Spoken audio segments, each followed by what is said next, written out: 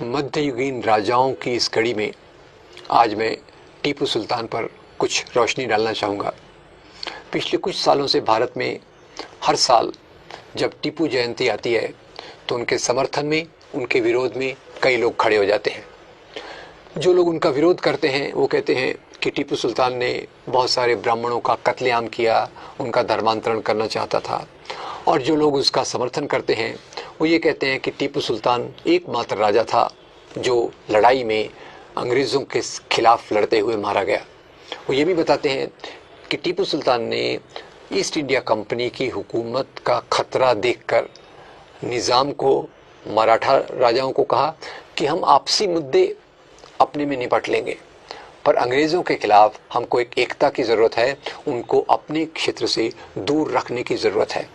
वैसे तो बाकी बातों के अलावा टीपू ने कई मिसाइल्स डेवलप की वगैरह वगैरह, पर उसके खिलाफ जो प्रोपेगेंडा है कि वो हिंदुओं का विरोधी था, उसने ब्राह्मण धर्मांतरण कराए वगैरह वगैरह, इस बात में कोई सच्चाई नहीं है। आपको बता दूं, ऐसे पत्र उपलब्ध हैं जिसमें टीपू सुल्तान कांची काम कोटि पीठम के शंकराचार्य को आदरपूर्ण उनका आशीर्वाद प्राप्त करने के लिए लिखता है, और साथ में जब उनका संबोधन करता है तो शंकराचार्य को वो जगत गुरु के रूप में संबोधित करता है। इसी पीठ को टीपू सुल्तान ने बहुत बड़े दान भी दिए। जहां इस पीठ को दान दिए वहीं एक और घटना टीपू सुल्तान के बारे में बड़ी महत्वपूर्ण है। एक बार मराठा सेनाएं टीपू सुल्तान पर आक्रमण करने श्रीरंगपट्टनम आई।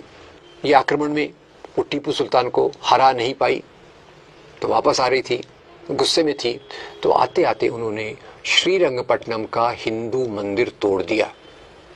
टीपू सुल्तान इस मंदिर का संरक्षक, चीफ ट्रस्टी था, उसने इस मंदिर की मरम्मत कराई। फिर एक ये बात हो गई जहां उनकी नीति थी सभी धर्मों को लेकर साथ में लेकर चलने की। दूसरी ये बात भी है कि जो कहा जाता है कि उसने ब्राह्मणों का कत्लेआम कराया, वो एक बहुत गलत बात है, वो एक झूठा प्रोपेगेंडा है। टीपू सुल्तान का जो सबसे बड़ा सलाहकार था उसका नाम था पूर्णैया, जो एक ब्राह्मण था। अब आप खुद ही सोचिए, अगर उनका मुख्य सलाहकार एक ब्राह्मण है तो क्या ब्राह्मणों का कत्लेआम करवाएंगे? गलत, ये बात बिल्कुल गलत है। और इसके पीछे का मैं कारण बताना चाहता हूँ कि ब्रिटिश लोगों ने जो सबसे खिलाफ प्रोपेगेंडा किया वो टीपू सुल्तान का किया। क्यों?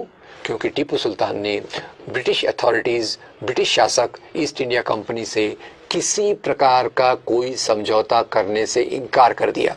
इसलिए सबसे जो बड़ा प्रोपेगेंडा हुआ वो टीपू सुल्तान के खिलाफ हुआ। इसमें कोई धर्म का मामला नहीं है। वो एक आज भी मैसूर के आसपास लोकगीतों में टीपू सुल्तान को याद करते हैं। जैसे महाराष्ट्र में शिवाजी लोकप्रिय है, वैसे मैसूर के क्षेत्र में टीपू सुल्तान भी एक बहुत लोकप्रिय राजा हैं और जनता के बीच में उनके कई गीत गाए जाते हैं। सांप्रदायिक ताकतें जानबूझकर उनको बदनाम करने के लिए इस प्रकार की बातें कहती हैं। यहाँ आपको एक और याद दिलाना चाहता हूँ कि कर्नाटक के एक बहुत बड़े कलाकार गिरीश कर्नाड, उनका कहना है कि टीपू सुल्तान अगर हिंदू होते तो कर्नाटक में उनकी वही जगह होती जो महाराष्ट्र में शिवाजी की है। क्योंकि वो मुसलमान हैं इसलिए सांप्रदायिक तत्व उनके खिलाफ खड़े होते हैं। गिरीश कर्नाड ने तो यहाँ तक कहा कि बेंगलोर एयरपोर्ट का नाम टीपू सुल्तान के नाम पर रखा जाना चाहिए। खैर, ये सांप्रदायिकता के ज़माने में जहाँ सांप्रदायिकता मजबूत हो रही है उस समय इस प्रकार की चीज़ों की उम्मीद रखना तो मेरे ख्याल से कोई सही उम्मीद नहीं है। पर जो भी हो, टीपू सुल्तान को एक ऐतिहासिक परिप्रेक्ष्य में देखने की ज़रूरत है कि वो राजा जिसने ब्रिटिश का खतरा पहचाना, वो राजा जो ब्रिटिशों के खिलाफ लड़ा और उन्हीं के खिलाफ लड़ते लड़ते मारा गया। धन्यवाद।